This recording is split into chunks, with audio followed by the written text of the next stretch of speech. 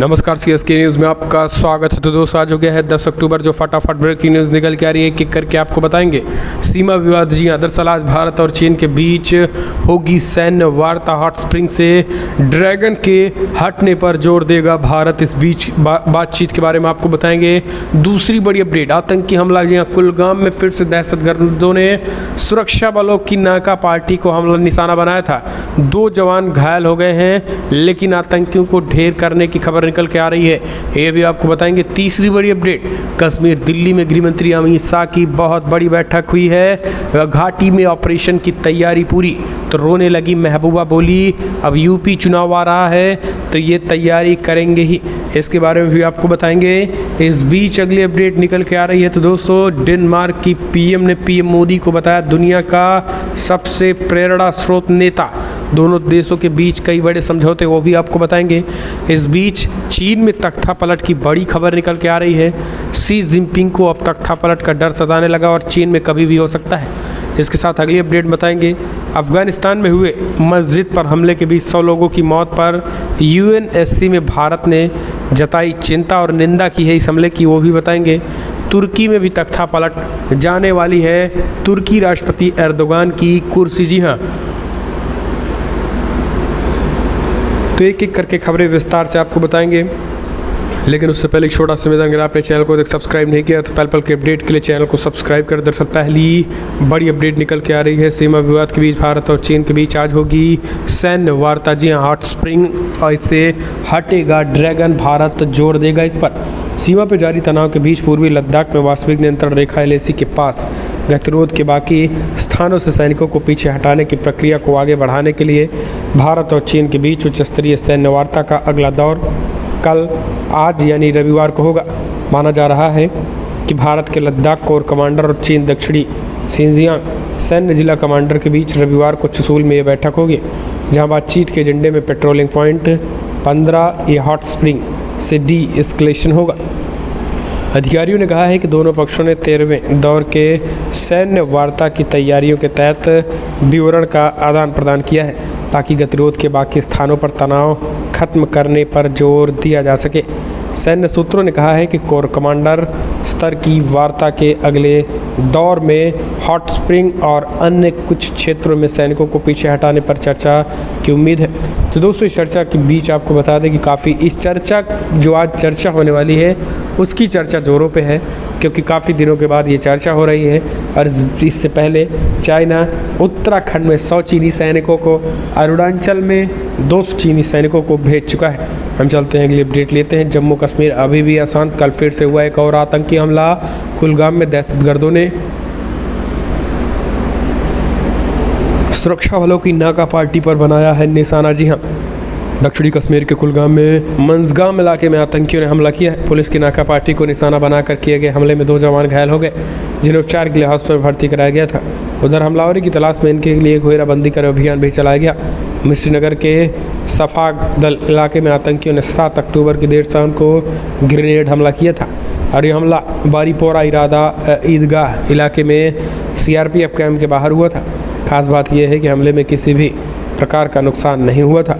हमलावरों की तलाश में इलाके की घेराबंदी कर अभियान भी चलाया गया। बताया जा रहा है कि आतंकी संगठनों ने एक हिट लिस्ट बनाई, जिनमें घाटी के 90 से अधिक लोग हैं। आतंकियों की हिट लिस्ट में कुछ पत्रकार भी हैं। कश्मीरी पंडित समुदाय की सबसे बड़ी संख्या पनुन कश्मीर के अध्यक्ष वीरेंद्र रैना ने कहा है कि गैर मुस्लिमों को पर हमले 1990 के उस दौर की याद दिलाता है, जहां निहत्थे लोगों को उनके धर्म के आधार पर मारा जाता था, जो कश्मीरी पंडितों के विस्थापन का कारण बना। और उन्होंने कहा है कि सरकार को पंडितों की सुरक्षा को सुनिश्चित करना ही होगा। इस बीच आपको बता दें, कल गृह मंत्री अमित शाह बड़ी बैठक बुलाई थी, जिसमें एलजी, दिल्ली में शाह से एलजी का मंथन भी हुआ था। आपको बता दें, मनोज सिन्हा बैठक में भाग लिए थे, जिसमें बड़ी रणनीति ऑपरेशन की तैयारी हो गई है। और आतंकियों के सफाए के महबूबा मुफ्ती फिर से रोने लगी। उन्होंने कहा कि यूपी चुनाव को देखते हुए ये सारी चीज़ें करवाई जा रही हैं। इस बीच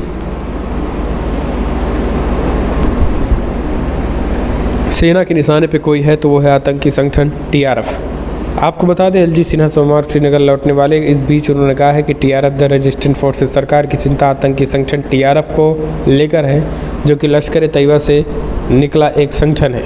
इस संगठन ने कुछ नए आतंकियों को नियुक्त किया है जो पिस्टल के जरिए एक सामने जाकर नृशंस हत्याओं को अंजाम दे रहे हैं। अगली अपडेट, इमरान खान और सेना के बीच तनाव। तालिबान से दोस्ती करने वाले फैज़ हमीद को आईएसआई प्रमुख से पद हटाए जाने से खुश नहीं है पाकिस्तान के पीएम।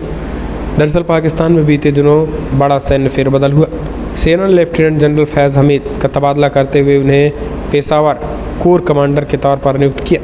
हमीद वही है जो पाकिस्तान की तरफ से तालिबान गए थे और वहां सरकार गठन से अहम भूमिका निभा कर लौटे थे, लेकिन बावजूद उन्हें खुफिया एजेंसी इंटेलिजेंस सर्विसेज के पद से हटा दिया गया और उनके स्थान पर यह पद लेफ्टिनेंट जनरल नदीम अंजुम को दिया गया है। लेकिन इस बदलाव के बीच आपको बता दें इमरान खान और सेना के बीच टकराहट बढ़ गई है। दरअसल सेना और आईएसआई आमने सामने पहले ही थी। आईएसआई के समर्थन में इमरान खान है, लेकिन अब जो टकराहट है वो इमरान खान वर्सेस सेना होने लगा है। इससे पहले हमने आपको बताया था कि कैसे सेना और आईएसआई चीफ भिड़ते नज़र आए थे, लेकिन अब इमरान खान और सेना चीफ भिड़ते नज़र आ रहे हैं क्योंकि आईएसआई चीफ को हटा दिया गया है। तो दोस्तों, पाकिस्तान में सब कुछ ठीक नहीं है और पाकिस्तान में इस तरीके की हलचल लगातार बढ़ती ही जा रही है। हम चलते हैं अगली अपडेट लेते हैं। खराब सेहत या फिर तख्ता पलट। चीन में भी तख्ता पलट का डर शुरू हो चुका है जिनपिंग को। जी हाँ, बहुत बड़ी खबर निकल के आ रही है। दरअसल आपको बता दें, चीन के राष्ट्रपति शी जिनपिंग की आखिरी विदेशी यात्रा 2020 में म्यांमार में थी और उसके बाद अब तक जिनपिंग ने चीन नहीं छोड़ा है। करीब 2 साल होने को है और उन्होंने कोई विदेशी यात्रा नहीं की है। इंटरनेशनल रिलेशन को स्टडी करने वाले लोगों को ये बात आसानी से हजम नहीं हो रही है। ऐसे में जिनपिंग के लगातार चीन में रहने को लेकर कई तरीके के कयास लगाए जा रहे हैं। कुछ रिपोर्ट्स बताती हैं कि उनकी तबीयत ठीक नहीं चल रही है, तो कई रिपोर्ट्स में दावा किया जा रहा है कि उन्हें तख्ता पलट का डर सता रहा है। हाल ही में यूनाइटेड नेशन महासभा में भाग लेने के लिए कई देशों के प्रतिनिधि पहुँचे। भारत की ओर से पीएम मोदी भी पहुँचे, लेकिन शी जिनपिंग ने वीडियो कॉन्फ्रेंसिंग के जरिए महासभा को संबोधित किया। रिपोर्ट्स बता रहे हैं कि जिनपिंग और अमेरिकी राष्ट्रपति जो बाइडन भी इस आखिरी मुलाकात करने वाले थे, लेकिन नहीं हो पाया। इस बीच आपको बता दें, चीन में रॉजर गॉजडे चीनी एक्सपर्ट है, उनका मानना है कि शी जिनपिंग जल्द ही सत्ता से हटाए जा सकते हैं। उन्होंने बताया है कि चीनी कम्युनिस्ट पार्टी के टॉप लेवल के 2/3 से अधिक अधिकारी और नेता लोकतंत्र और मानवाधिकार की बहाली चाहते हैं। ये बात उन्होंने एक टॉप चीनी अधिकारी के हवाले से बताई है जो 15 साल में से अधिक से चीनी में उच्च पदों पर रह रहे हैं और उनका मानना है कि सालों तक कम्युनिस्ट पार्टी का विचारधारा को पढ़ाने वाले लोग भी लोकतंत्र की ओर झुक रहे हैं। हम चलते हैं अगली अपडेट लेते हैं। यूएनएससी ने अफगानिस्तान के मस्जिद में हुए हमले की निंदा की। अपराधियों को न्याय के कटघरे में लाने की ज़रूरत बोले। संयुक्त राष्ट्र सुरक्षा परिषद यानी यूएनएससी ने अफगानिस्तान के एक शिया मस्जिद में हुए हमले की निंदा की है। बीते दिनों उत्तरी खुदुंस प्रांत में हुए घातक हमले की निंदा करते हुए परिषद ने कहा है कि अपराधियों, आयोजकों, फाइनेंसरों और आतंकवाद के प्रायोजकों को जवाबदेह ठहराने और उन्हें न्याय के कटघरे में लाने की आवश्यकता है।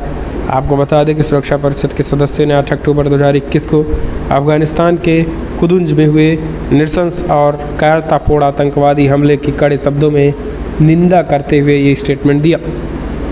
संयुक्त राष्ट्र सुरक्षा परिषद ने इस हमले के पीड़ितों के परिवारों के प्रति गहरी सहानुभूति और संवेदना व्यक्त करते हुए घायलों के प्रति शीर्ष और पूर्ण स्वास्थ्य होने की कामना की है। सुरक्षा परिषद के सदस्यों ने फिर से कहा है कि आतंकवाद अंतर्राष्ट्रीय शांति और सुरक्षा के लिए सबसे गंभीर खतरा है। अगली अपडेट, कश्मीर पर जहर उगलने वाले तुर्की के राष्ट्रपति एर्दोगान अब बोलने लायक भी नहीं बचेंगे, खिसकने वाली है कुर्सी। कश्मीर मसले पर भारत के खिलाफ बोलने वाले तुर्की के राष्ट्रपति रिसेप तय्यप एर्दोगान की दिक्कतें बढ़ती जा रही हैं। 2023 में तुर्की में राष्ट्रपति के चुनाव होने को है। इससे पहले एर्दोगान की लोकप्रियता में लगातार गिरावट जारी है। एर्दोगान की जस्टिस एंड पार्टी के खिलाफ 6 विपक्षी पार्टियां एक साथ हो चुकी हैं। ओपिनियन पोल्स में जस्टिस एंड पार्टी का वोट शेयर लगातार घटता जा रहा है।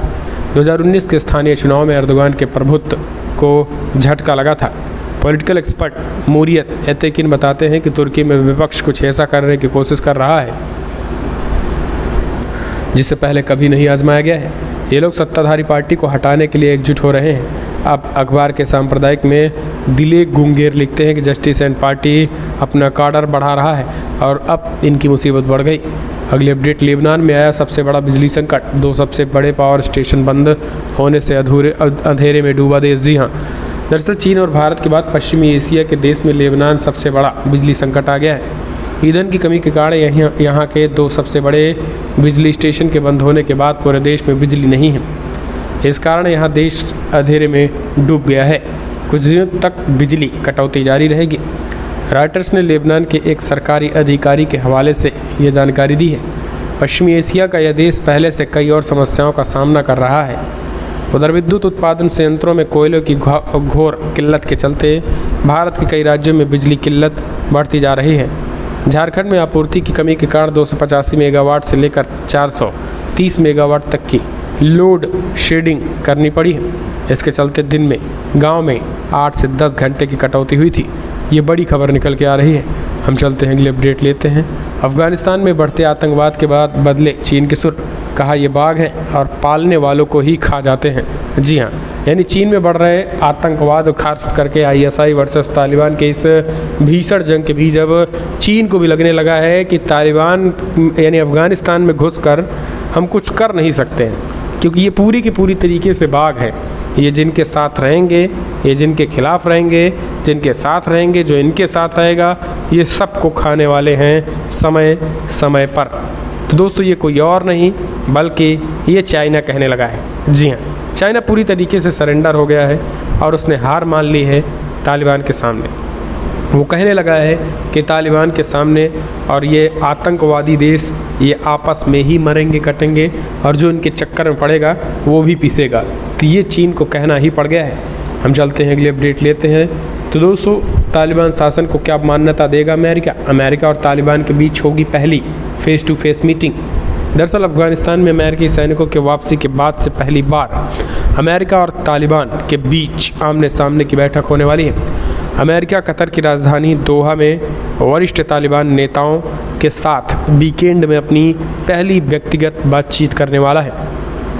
इस बैठक को लेकर एजेंसियों का कहना है कि इसका मकसद अफगानिस्तान से विदेशी नागरिकों और जोखिम का सामना कर रहे अफगानों को बाहर निकालने की प्रक्रिया को आसान बनाना होगा। हालांकि अमेरिका ने जोर देकर कहा है कि शनिवार को रविवार को होने वाली बैठक ये संकेत नहीं मिलता है कि वो अफगानिस्तान में तालिबान शासन को मान्यता दे रहा है। अमेरिकी विदेश विभाग के प्रवक्ता नेड प्राइस ने कहा है कि हम इस बात को लेकर स्पष्ट हैं कि तालिबान को वैधता उनके कार्यों के तहत मिलनी चाहिए। एसोसिएटेड प्रेस ने एक अधिकारी का हवाला देते हुए कहा है कि वीकेंड पर होने वाली वार्ता तालिबान नेताओं की उस प्रतिबद्धता पर ध्यान केंद्रित करेगी जो अमेरिका और अन्य विदेशी नागरिकों को अफगानिस्तान छोड़ने की अनुमति देते हैं। अगली अपडेट लेते हैं। तो दोस्तों, बड़ी खबर निकल के आ रही है। एक और जहां ड्रैगन ने खाई कसम, कहा हर हाल में ताइवान को चीन में मिलाकर ही रहेंगे। चीनी राष्ट्रपति शी जिनपिंग ने एक बार फिर से ताइवान को चीन में मिलाने की बात कह दी है। उन्होंने कहा है कि चाइना ने ताइवान के साथ शांतिपूर्ण एकीकरण करने की कसम खाई है। ऐसा जिनपिंग ने तब कहा है जब चीन और ताइवान के बीच पिछले एक हफ्ते में तनाव बढ़ा हुआ है। लोकतांत्रिक ताइवान पर चीनी संप्रभुता स्वीकार करने का जबरदस्त दबाव है, लेकिन ताइवान ने अपनी स्वतंत्रता की रक्षा करने का संकल्प लिया है। ताइवान के राष्ट्रपति साई इन वेन ने कहा है कि उचित कारण हमेशा से समर्थन आकर्षित करता है। हम अपनी राष्ट्रीय संप्रभुता और अपने लोगों की रक्षा के साथ ही क्षेत्रीय शांति बनाने के लिए हर संभव कोशिश कर रहे हैं। हम वो सब कर रहे हैं जो हम कर सकते हैं। हम साथ काम करने वाले समान विचारधारा वाले देशों की सराहना करते हैं। बीजिंग के head hall of the people में बोलते हुए शी जिनपिंग ने कहा है कि चीनी लोगों की अलगाववाद का विरोध करने की शानदार परंपरा है। उन्होंने कहा है कि ताइवान की स्वतंत्रता अलगाववाद मातृभूमि के पुनर्मिलन में सबसे बड़ी बाधा है। ये राष्ट्रीय कायाकल्प के लिए सबसे गंभीर खतरा है। शांतिपूर्ण एकीकरण ताइवान के लोगों के सभी हितों को पूरा करता है। किसी को चीन के संकल्प, इच्छा शक्ति, संप्रभुता और अखंडता को कम करने के नहीं आंकना चाहिए। अगली अपडेट लेते हैं। तो बड़ी खबर निकल के आ रही, मुस्लिम देशों के संगठन OIC पर भारत का पलटवार। दरअसल दोस्तों, कल असम के हुए एक घटना को लेकर असम OIC 57 मुस्लिम देशों ने एक तरीके से स्टेटमेंट दिया था कि भारत में मुस्लिमों के खिलाफ अत्याचार बढ़ा है, भारत में जो है मुस्लिमों पर एक्शन हो रहा है, भारत में ये, भारत में वो, इस तरीके की चीज़ें OIC कर रहा है। दरअसल ओवैसी आज तक, ये ओवैसी संगठन हम आपको बता दें, ये इसलिए बना था मुस्लिमों का उद्धार हो सके। दुनिया में सबसे ज़्यादा गए गुजरे मुसलमान ही हैं और इनका उद्धार हो सके। लेकिन जिसलिए ये संगठन बना था वो आज तक हो नहीं पाया, क्योंकि अभी तक किसी मुस्लिम देश का उद्धार नहीं हो पाया है। सऊदी यूएई को अगर किसी पैमाने पे खड़े हैं तो वहाँ तेल बेच कर खड़े हैं, जिस दिन तेल ख़त्म उस दिन इनका भी काम तमाम। लेकिन उसके बावजूद भी मुस्लिम देश अपना उद्धार नहीं कर पा रहे हैं। अब ये यूएन जैसे संगठन बनने चले हैं, दूसरे देशों में क्या हो रहा है, दूसरे देशों के इंटरनल मैटर में इनका जमकर इंटरेस्ट बढ़ गया है। हालांकि अब भारत को लेकर ओवैसी के दिए गए स्टेटमेंट पे भारत ने भी करारा जवाब दिया है। भारत के विदेश मंत्रालय ने बयान में कहा है कि भारत बेहद खेदपूर्ण तरीके से बताना चाहता है कि ओवैसी ने भारत के आंतरिक मामले पर एक बार फिर से टिप्पणी की है। उससे भारत के राज्य असम के एक दुर्भाग्यपूर्ण घटना को लेकर तथ्यात्मक रूप से गलत और भ्रामक बयान जारी किया। इसके साथ ही बयान में कहा गया है कि भारत इस संबंध में उचित कानूनी कार्रवाई कर रहा है, लेकिन शायद मुस्लिम देशों को ये चीज़ें पता नहीं हैं। ये चीज़ें पहले पता होनी चाहिए, उसके बाद बोलना ज़रूरी होगा। तो दोस्तों, भारत की तरफ से करारा जवाब मुस्लिम देशों को दिया गया है। हम चलते हैं अगली अपडेट। एक और बड़ी खबर निकल के आ रही, भारत डेनमार्क स्वास्थ्य और कृषि क्षेत्रों में बढ़ाएंगे सहयोग। पीएम मोदी की डेनमार्क की प्रधानमंत्री के साथ वार्ता में निर्णय। प्रधानमंत्री नरेंद्र मोदी शनिवार को दिल्ली में राष्ट्रपति भवन में डेनमार्क की प्रधानमंत्री मेंट फेडरिक्सन की अगुवानी की है, जहां उनका औपचारिक स्वागत किया गया है। अब दोनों देशों के बीच द्विपक्षीय वार्ता हुई है। दरअसल फेडरिक्सन 9 से 11 अक्टूबर तक 3 दिवसीय यात्रा पर नई दिल्ली पहुंची हैं। विदेश राज्य मंत्री मीनाक्षी लेखी ने दिल्ली हवाई अड्डे पर फेडरिक्सन का स्वागत किया है, जो भारत की अपनी पहली राजनयिक यात्रा पे हैं। पीएम मोदी और डेनमार्क के प्रधानमंत्री मेट फेडरिक्स के बीच द्विपक्षीय वार्ता के बाद एग्रीमेंट का आदान प्रदान हुआ है। तो एक तरीके से कई मुद्दों पे बातचीत बनी हुई है, जहां पे प्रधानमंत्री मोदी और डेनमार्क के बीच। हम चलते हैं अगले अपडेट लेते हैं। एक और बड़ी खबर निकल के आ रही है। तो दोस्तों, प्रयागराज में आज़ाद पार्क में बने नए मस्जिद, मज़ार और मंदिर किए गए ध्वस्त। इलाहाबाद हाई कोर्ट के बाद लगभग 14 कब्र और मस्जिद को तोड़ दिया गया है। प्रयागराज में अतिक्रमण हटाने को लेकर इलाहाबाद हाई कोर्ट द्वारा दिए गए आदेश पर अमल शुरू हो गया है। प्रशासन द्वारा आज़ाद पार्क में बने मस्जिद, मज़ार, मंदिर सहित कई अवैध ढांचों को ध्वस्त करा दिया गया है। इस बीच आपको बता दें, प्रयागराज में जानकारी के मुताबिक हाईकोर्ट के सख्त रुख के बाद शहीद चंद्रशेखर आज़ाद पार्क के अंदर बने मस्जिद, 14 कब्र और 3 मंदिरों समेत करीब 3 दर्जन धार्मिक अतिक्रमण को हटाया गया है। ये कार्रवाई देर रात तक चलती रही और यहाँ से मलबा हटाकर पौधे लगा दिए गए हैं। अगली अपडेट लेते हैं दोस्तों। शाहरुख खान के बेटे आर्यन खान का कबूलनामा, ड्रग्स लेने की बात मानी। जी हाँ, दरअसल मुंबई की क्रूज ड्रग्स पार्टी केस में आर्यन खान की मुश्किलें कम होने का नाम नहीं ले रही है। कुछ दिनों से एनसीबी की हिरासत में रहने के बाद उनकी जमानत याचिका शुक्रवार को किला कोर्ट ने खारिज कर दिया। इसके बाद मुंबई के अर्थर रोड जेल भेज दिया गया है। अब इस केस में एक नया खुलासा हुआ है, जिनमें एनसीबी ने शुक्रवार को कोर्ट में पेश किए गए पंचनामा में बताया है कि आर्यन ने पूछताछ के दौरान ड्रग्स लेने की बात कबूल ली है। एनसीबी ने बताया है कि फ़िलहाल उन्होंने चरस लेते हैं, उन्हें बताया कि वो चरस लेते हैं। उनके साथ ही पकड़े गए अरबाज मर्चेंट ने भी चरस लेने की बात कबूली हुई है। ये बड़ी खबर निकल के आ रही। हम चलते हैं अगली अपडेट। एक और बड़ी अपडेट निकल के आ रही, जम्मू कश्मीर को लेकर विरोध देश भर में तेज होता जा रहा है। कल फिर से यूपी के कई जगहों पे, तो वहीं दिल्ली से लेकर पश्चिम बंगाल, राजस्थान, मध्य प्रदेश, कई जगहों पर विरोध। जम्मू कश्मीर में भी अलग से विरोध जताया गया है। दरअसल आपको बता दें कि लगातार जम्मू कश्मीर में हो रहे हमले के बीच विरोध तेज हो चुका है और इस विरोध के बीच आपको बता दें, सरकार के साथ साथ अब तत्काल सरकार से कड़ी कार्रवाई की मांग की जा रही है। जी हाँ, आपको बता दें, ये तेज़ी के साथ मांग तेज हो उठी है। अगली अपडेट लेते हैं। तो दोस्तों, एबीपी न्यूज़ सी वोटर ने सर्वे कराया है, जिसमें पंजाब में आम आदमी पार्टी को मिलेगा कांग्रेस के सियासी कलह का फ़ायदा। तो वहीं 4 राज्यों में फिर से बनने जा रही भाजपा की सरकार। जी हाँ, भाजपा की बल्ले बल्ले करारा झटका लगता दिखाई दे रहा है तमाम विपक्षी पार्टियों को। दरअसल 5 राज्यों में होने वाले विधानसभा चुनाव में अब कुछ ही महीने शेष बचे हैं। साल 2022 में गोवा, मणिपुर, यूपी, पंजाब और उत्तराखंड में विधानसभा चुनाव कराए जा रहे हैं। इन राज्यों में सबसे ज़्यादा चर्चा का विषय यूपी और पंजाब बना हुआ है। पंजाब में हाल ही में पार्टी ने मुख्यमंत्री बदल दिया है। बावजूद इसके राज्य के पार्टी अध्यक्ष नवजोत सिंह सिद्धू अपनी असंतुष्टि जाहिर करते रहते हैं।